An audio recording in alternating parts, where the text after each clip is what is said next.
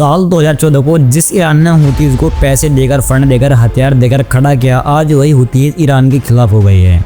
दरअसल जब ईरान ने हुतीज को बनाया था और उसके यमन में खड़ा किया था तो उसके छोटे छोटे 2-4 काम बताए थे। सबसे पहला कि तुम रेड सागर से, लाल सागर से किसी भी इजरायली जहाज को या किसी भी इजरायली सपोर्टेड, इजरायली समर्थक जहाज को रेड सागर से जाने नहीं दोगे। दूसरा कि तुम बीच बीच पर जरूरत पड़ने पर इसराइल पर हमला करते रहना। इसी तरह कुछ छोटे छोटे काम बताए थे जिनको हुतीज खूब अच्छे से कर रहा था।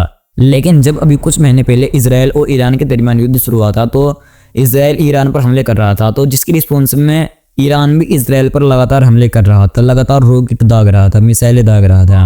और साथ ही ईरान ने हुतीज को भी कहा था कि तुम भी इसराइल पर हमला करो। जो हुतीज अपना काम खूब अच्छे से कर रहे थे, लेकिन जब हुतीज इसराइल पर हमला कर रहे थे तो इसराइल भी हुतीज पर भी हमला कर रहा था। यानी कि इसराइल अपने तमाम दुश्मनों पर हमले कर रहा था, जिसमें हुआ ये कि जो हुतीज के प्रधानमंत्री है उनकी मौत हो गई इसराइल के हमले में। अब यहाँ पर हुतीज को लगा कि जब हम ईरान के लिए लड़ रहे हैं, ईरान की तमाम बातों को मान रहे हैं और ईरान हमारा साथ ना दे तो हम ही क्यों ईरान पर डिपेंड रहे। तो इससे हुतीज ने अपनी डिपेंडेंसी को ईरान से कम कर लिया। यानी कि अब हुतीज ईरान पर बिल्कुल भी निर्भर नहीं है, वे हथियार वगैरह भी कई ओर से ला रहे हैं। हालांकि ईरान हुतीज को मनाने की पूरी कोशिश कर रहा है, लेकिन अभी तक ऐसी कोई रिपोर्ट सामने नहीं आई जिसमें हुतीज ने ये कह दिया हो कि ठीक है हम ईरान की बात को मानेंगे। वहीं दूसरी तरफ इराक से भी एक बहुत बड़ी खबर सामने आई है। ईरान के साइड में जो मुल्क है ईरान, उसमें भी एक ऐसा ग्रुप है जिसको ईरान ने फंड दिया था, जिसको ईरान ने हथियार देकर खड़ा किया था और वो हमेशा ईरान के लिए काम करता था। अब खबर ये आ रही है कि अब वो ग्रुप भी ईरान के खिलाफ हो गया। यानी कि अब वो भी अपनी डिपेंडेंसी को ईरान से कम कर रहा है, अपनी निर्भरता को ईरान से हटा रहा है। अब ईरान यहाँ पर परेशान है। हालांकि ईरान इन सबको मनाने की पूरी कोशिश कर रहा है। वहीं दूसरी तरफ इसराइल में नेतन्याहू की भी कुर्सी खतरे पर है। दरअसल इसराइल और गाजा के दरमियान जो सीज फायर हुआ था तो डोनाल्ड ट्रंप ने 20 पॉइंट रखे थे।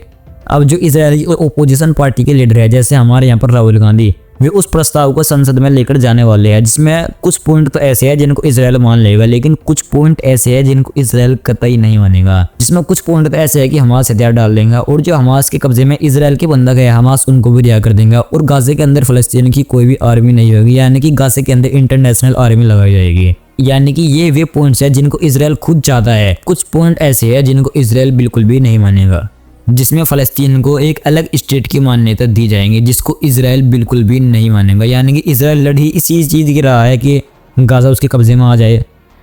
वहीं जो इसराइल के पास हमास के बंधक है उनको भी इसराइल रिहा करेगा। और सीज फायर के बाद इसराइल कभी भी किसी पैरामिलिट्री ग्रुप को, यानी कि हमास, हिजबुल्लाह, इन सबको जाकर टारगेट नहीं करेगा। यानी कि ऐसा नहीं कि जैसा अब चल रहा है, जैसे कि सीज फायर हो रहा और जाकर इनको टारगेट कर रहा हो। यानी कि ये ऐसे पॉइंट्स हैं जिनको नेतन्याहू बिल्कुल भी नहीं मानेगा। और अगर ये प्रस्ताव इसराइल की संसद में पास हो गया तो नेतन्याहू की कुर्सी कमजोर पड़ सकती है। हालांकि ये प्रस्ताव इसराइल की संसद में पास हो सकता है, क्योंकि आज भी नेतन्याहू के खिलाफ इसराइल की सड़कों पर विरोध प्रदर्शन लोग कर रहे हैं। वहीं दूसरी तरफ गाजा के अंदर भी इसराइल के हमले लगातार जारी है।